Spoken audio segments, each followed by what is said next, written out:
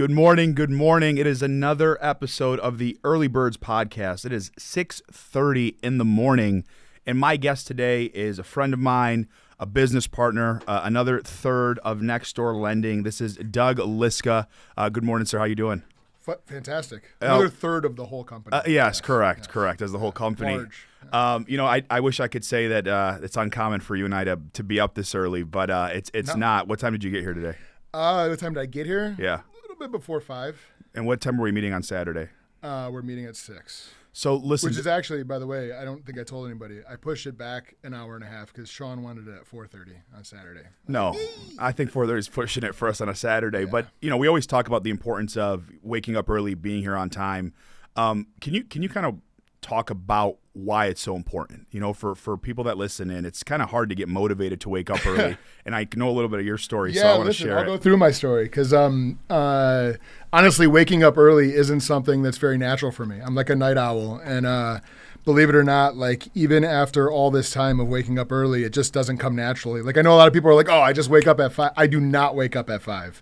It takes a lot for me to wake up at 5. A lot of people who know me know this story, so. I actually use a taser. Is one of the things that I use. It's called a Pavlok. You can go look it up. It's something that you wear on your wrist that you can set to shock yourself and as an alarm clock, and that's one of the things that I use because I have multiple devices. I also have something in my pillow. I forget what it's called, but it vibrates. My bed vibrates. I need all that to wake up early. And the way that I found all these things is probably about, I don't know, must have been like 5 or 6 years ago. It might have even been longer than that when I first decided to actually set up a morning routine. I needed something to get me up because I'm a deep sleeper and it's hard to move me just in general, which Yeah. you've had that experience before. And so to get me out of bed takes a lot, but I needed to find something that didn't wake up my wife because if I was waking her up at 4 a.m. or 5 a.m., she'd probably hate me even more than she does now. So I found these things, and it's a combination of it that I use to get up, but it works. But I mean, legitimately, if I don't use anything on like a Saturday or Sunday, I could still sleep till 10. So it's kind of weird. But as far as like the why behind it, so I mean, just in general, I think when you're trying to be successful, you need to look for all the extra inches, right? I don't care like how talented you are. I know that there is people who have a higher ceiling, but at the end of the day, that's not what really separates people who are successful. It's how they utilize their time, the effort they put in, the hard work, et cetera, stuff like that, and just the little inches that they use that everybody else isn't. And I think I got to a point where I had kind of plateaued, I think, as a leader, where we were formerly employed. And at one point, I was looking for extra inches. And, I started reading about successful people, and I started reading about morning routines and just using your time. And that's when I started to get into, okay, like what can I do to actually set up something to put myself in a better spot? Like at the end of the day, I mean, waking up early, if nothing else, it gives you more time. Like everybody else has 24 hours. That's the ultimate equalizer when it comes to like what everybody has. I don't care if it's Jeff Bezos, Elon Musk, or the guy on the street. Everybody has 24 hours. So if you use more of those 24 hours to get you where you want to go, you should get there faster, or at least be able to pass other people up. And so that was like one of the main motivators behind getting into a routine in the morning where, number one, I was waking up early, I meditate, I work out, I journal, and then more importantly, I get to the office and actually can get some stuff done because that's one of the biggest things is there's nobody else around normally at 5. Here it's a little bit different, obviously, but yeah, I can get stuff done because once the day starts, the day starts pulling you in different directions and you start becoming reactive where, especially if you start early, you get to proactively kind of focus on what you want to be doing. So. And, thank you for sharing. And it's funny, like I want to use this platform for us to kind of talk a little shit, right, about people that make that excuse. And the reason I say excuse is, it's your kind of early because I know there's a lot of folks out there that work the night shift, right? A lot of people that we need to work the night shift and we're very grateful that they do.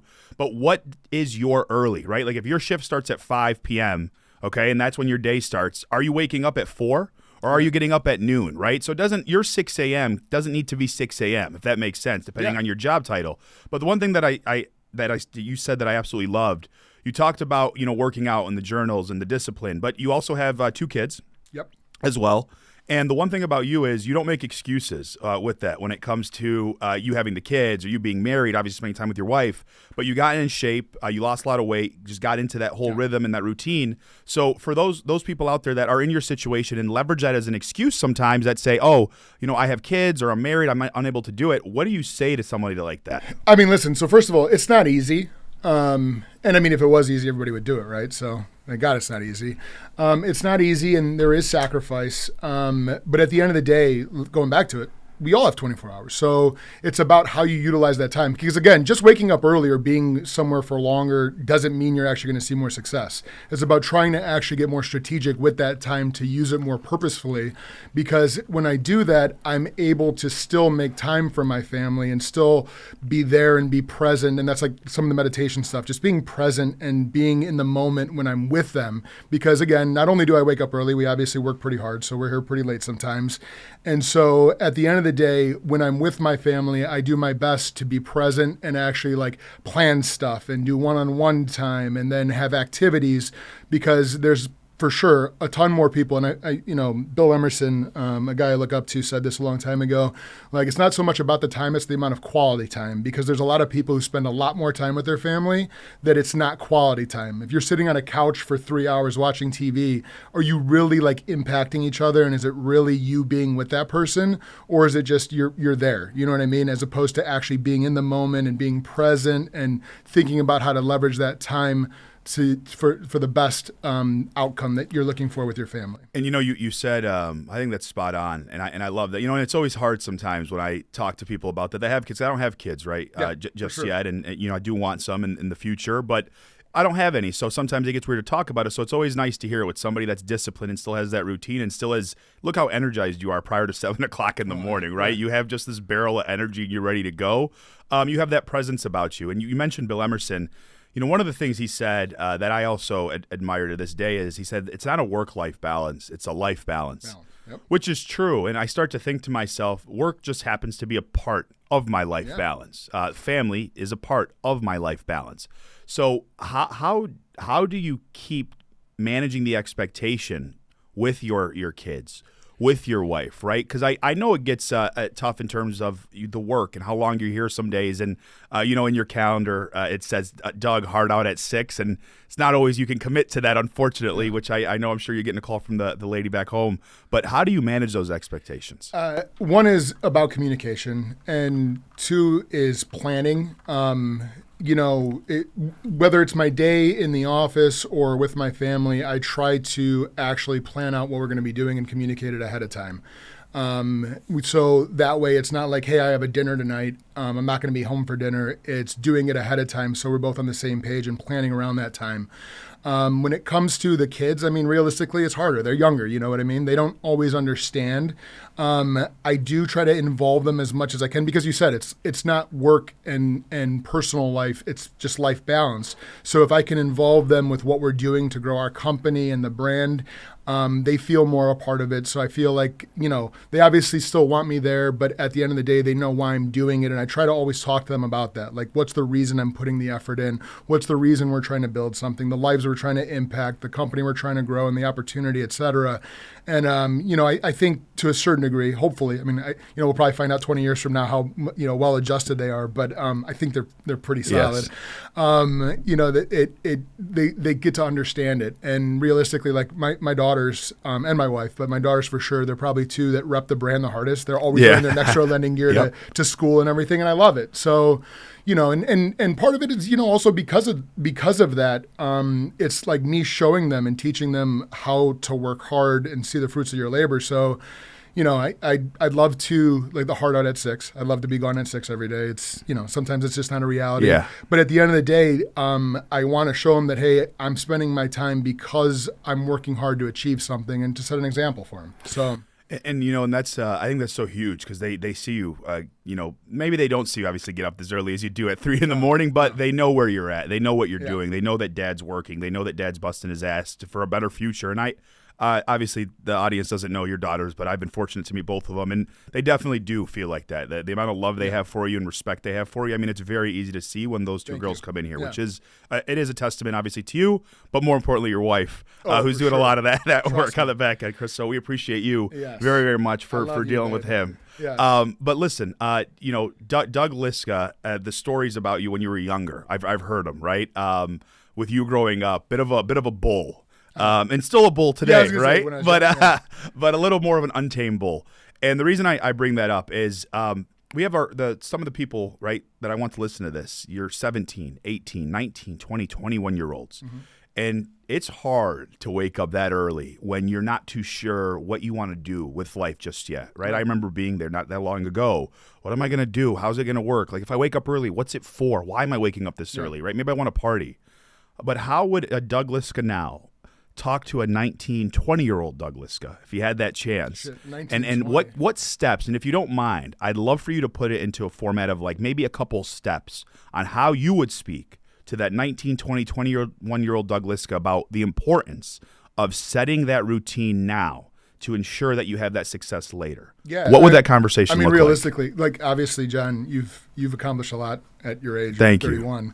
Recently 31. I'm 40, so it took me, well into my late 20s to really start to understand the importance of some of this stuff. So whether it's 17, 18, 19, 20, or 25, 30, there's still people out there who can at some point start a routine or change their life and start improving on some of this stuff. I did it towards a later part, like towards mid 30s. And realistically, like I think when you're younger, you kind of have that idea like you're invincible, right? Like you think you can just achieve stuff, you can just do things. And I think that, a lot of kids are, early 20s. You might not know what you really want to do in life, but I think most people have an idea that they want to be successful. I don't think there's a lot of people where you'd ask like, hey, do you want to be successful? And they're like, no, I'd rather just be a failure. Yeah. I'm cool with it. Which if you do, that's cool. That's good too. But I think most people are going to say they want to achieve something, right? But at the end of the day, it's almost like that. I remember when I was younger, they show you like the 401k graph where if you start earlier, the dividends that it pays off over time. And that's the same thing with setting these routines and discipline. At the end of the day, when you start earlier and you start focusing on the why behind the reason you're doing things, it makes it easier, obviously, to then start to take the actions necessary. But when you do it earlier, just like you're a perfect example, look how much you've achieved at a younger age where, listen, I still probably have at least 10 years to be able to run like I'm doing right now. Hopefully, I don't need too much more than 10 years. But you got 20, you know what I mean? Or if you want. And that's if you want. Because at the end of the day, we only have so much time that you can really put this effort forward and grind like we do. Where when you start early, I know it's easy to want to go out and party and, maybe want to have some drinks and that's. But how much better is it when you actually achieve what you're looking for to be able to enjoy life at that time? Because, most 18, 19, 20-year-olds aren't probably taking trips and doing, they're going to the local bar around the corner. And I know I did that for a long time, so not knocking it. But you're going to the bar at the end of the corner to get drunk where you could be living a life that has a lot more meaning, a lot more impact, and you enjoy it more. And I think if you gave people the option, they'd always choose this. But again, it just comes down to who are you willing to do what it takes to get there. So. And I think that's the purpose. It's your purpose is so important, and I don't think people start looking into their purpose, man or woman, until a little bit older because you do feel invincible, right? And I felt like that a lot, and I think where I was fortunate was understanding my purpose a little bit sooner than later, and just realizing that the impacts I make can make a huge impact down the road. And the reason I brought it up is, I was watching this commercial, and it was LeBron James talking to his younger self. It was actually his 18-year-old self, and it was wild. Nike did this awesome thing, and they had him next to his younger self, and he was just like, "We did it, like we made it." And it's crazy because I think about the amount of discipline it took, and the amount of protection he needed from the people on the outside to make sure that he stayed on that right path. Because it's so easy, and at that age, I can't even fathom that kind of level of notoriety at 18 years old and being a multimillionaire. Cover of Sports Illustrated. Oh my God, the chosen one, right? To be able to stay on track and stay on pace. And it's like, okay, if one person can do it, why can't all of us do it? Because if you say, right, like and I really believe this, that would mean that if you look at LeBron James, right, and nothing, right, he's amazing. I'm a fan of him. Not everybody believes that, but I am a fan. But that would mean if you look at LeBron James, and he's a human being just like you are. You're looking at him and you're saying, this guy can do more than I can. And I don't believe in that. I really don't. So it's like, okay, if you have this once an 18-year-old prodigy, still an amazing human being, didn't falter, got to the levels of success that he had, it's like, why can't I do that? Right. Why can't I be like that? And I mean, like, listen, there's obviously certain limitations that some, like, you're not 6'8", so exactly, yeah. But you're right, though. At the end of the day, there's other people who are 6'8" who didn't do that and who didn't accomplish anything near what LeBron, like that. That's where, like, that ceiling. I don't care how high that ceiling is. If you're not willing to do all the different steps, you're not going to reach the top. Talent is not the differentiator by any means. It helps, but at the end of the day, like, I don't know, like I played sports growing up, high school. I was a decent athlete, but I also played with some people who played professionally, and I could just tell, like, you could see even at a young age that they were just different. They just moved smoother. It just came natural.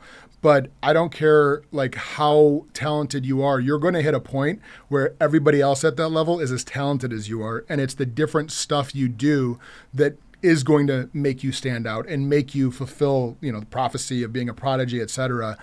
Same thing in business. Like, it's obviously a different ballgame, but it's still, a competitive, atmosphere where I think depending on what skills you have and an innate ability to communicate or plan strategies, you're going to get to a certain point. But if you don't start taking it seriously and start trying to do more than the next person, you'll plateau. You will not be able to keep moving forward because there's going to be somebody who's just as good as you, who's waking up just as early, if not earlier than you, who's putting in more work, that's going to pass you by. And that's the reality of how this world is. It's not going to be just, if it was just about talent, then people would just, like, as a kid, they would just gave LeBron NBA championships, and they didn't. He had to work his ass off to get his first one, and then what he's gone through. So, and the other thing though too, I will say, with LeBron, he had a lot of attention early, and he must have had the right people around him, because I think that's a big part of it. Correct. Too. Like, even thinking about you, we had a lot of the same mentors. However, you had them younger. It was later in, like I said, mid to late 20s when I started really taking things seriously and started,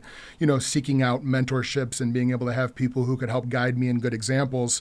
I think that's a big part of it, because when you get to see it in action, it can become more real. And so, I love mentoring younger people. I like when we get people in here who like to ask questions about things like waking up early, planning, et cetera, because I wish somebody when I was 18, 19, 20 would have sat me down and went over this. Probably wouldn't have listened because I'm hard-headed. Yeah. But nonetheless, I didn't have that. Yeah. You know what I mean? So. Well, and the word you said that I think is so true is willingness. Because at a certain point and it's so funny because I remember playing hockey and I was like, oh, I'm so sweet at hockey. And I'm young. I'm like 6, 7 years old. And I'm crushing it at hockey. And all of a sudden I start playing with the 10-year-olds. And I'm like, I remember just oh shit, maybe I'm not as good. And I remember my confidence. I remember feeling a certain way. But that willingness and sheer will to want to succeed. But more importantly, something you touched on was that the mentorship.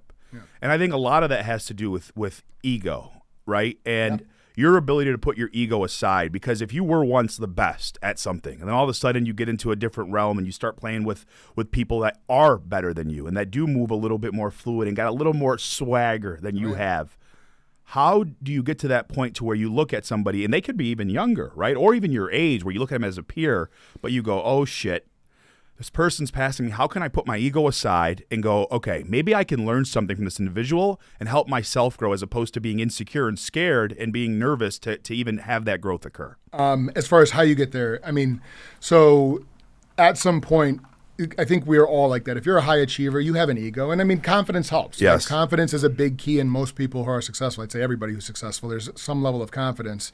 As far as getting over ego, though, I mean, it really takes looking at the big picture, really, again, reevaluating that vision and those goals and the things you want to accomplish. Because with anything, if you close yourself off and don't open yourself up to learning or understanding that there's some people who have better routines, better skills, who have found out different things that you can learn from, then you're going to stunt your growth. And at the end of the day, it's not easy. It's definitely not an easy thing to do. Ego is probably one of the biggest things that hurts relationships, companies, teams, et cetera. But at the end of the day, again, if you are in it for a vision that is something you really want to accomplish, whether it's individual or from a team company perspective, you're going to have to be able to set those egos aside and be able to work. Because honestly, the people who threaten my ego the most are probably who I learned the most from.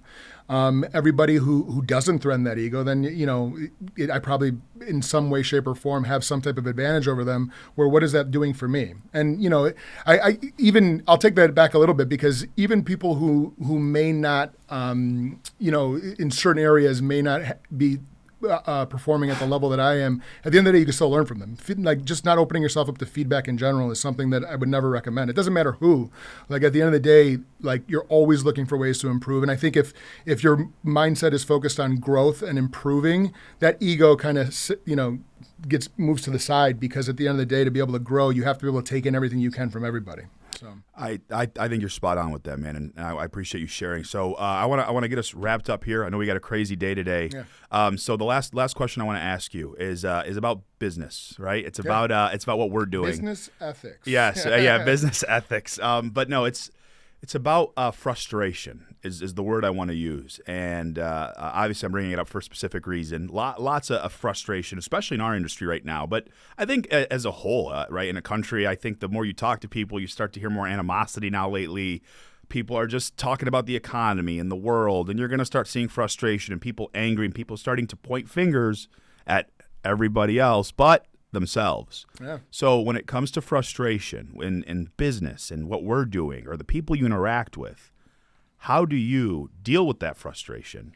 And how do you make sure, and I know not every day is perfect, but how do you make sure you're not always, inflicting your frustration, unfortunately, upon other people? Because it does happen. Oh, for sure. And I mean, listen, I'm an emotional guy. Mm-hmm. I wear my heart on my sleeve, and I've definitely gotten better over the years at maybe being able to temper that and, be conscious of it. But at the end of the day, there are some times where I react, and, there's things that frustrate everybody throughout every single day. I think you're right now, especially in the market, but also the world.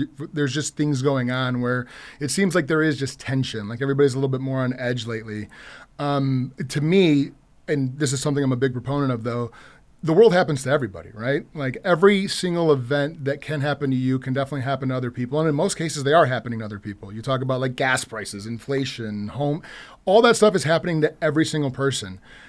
It's how you react to those things that dictates where you want to go and how your impact on other people and, your goals happens, right? So, I didn't get frustrated for a second, but I first of all, we have a lot of people counting on us, right? I have a lot of people counting on me, and I don't take that lightly, so I can't just wallow in frustration. But just in general, when people are negative and talk about how the world is impacting them and it's not their fault, like you said, finger pointing, it happens to everybody. So just like the example about LeBron, like, he was put in a situation where a lot of other people could have had the same opportunity. Same thing with everyday people every single day. So it's more about what, the thumb pointers. Yes, thumb pointers. What can we do differently? How can we react differently? Because I'm a big believer in I always say, I don't know if this is like a little arrogant or not, but I believe I can control almost everything.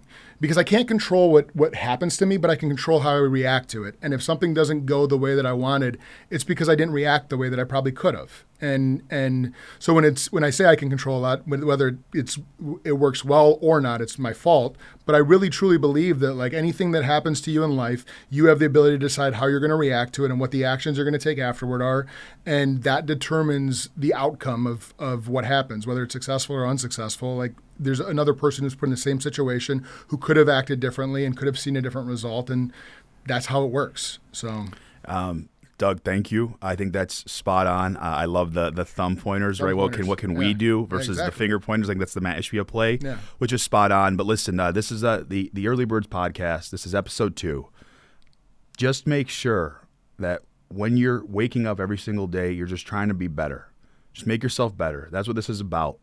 Don't focus on the things you can't control. And I know how difficult it is, I promise you, because there's days where I want to blame everybody else but myself. I do it too. But I'm telling you, the more you accept your own responsibility for your fate, the better and greater things will become for you, because you can realize how much of your fate is actually in your hands. You would be surprised. So I challenge you to do more. I challenge you to be better. And I promise you, everything will work out. This is the Early Birds podcast. I hope you have the most wonderful and fantastic day. Take care.